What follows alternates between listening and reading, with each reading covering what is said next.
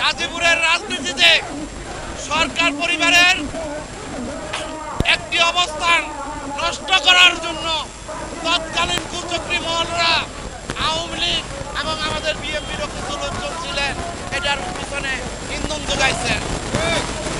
তারা আল্লাহর রহমতে সবাই সবার শাস্তি পাইছে।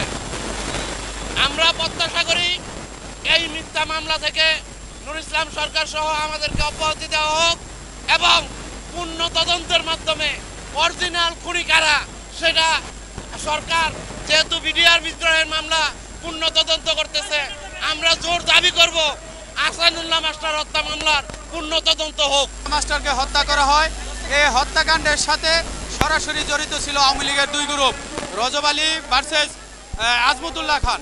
আমাদেরকে বিনা অপরাধে আজকে এই যে সূর্য যেমন সত্য, পাপ্পু সরকার বলেছে আল্লাহ আল্লাহ রসুল সত্য, এমন সত্য আমরা এই মামলা সম্বন্ধে কিছুই জানি না। আমাদেরকে এই মামলা থেকে মুক্তি দেওয়া হোক।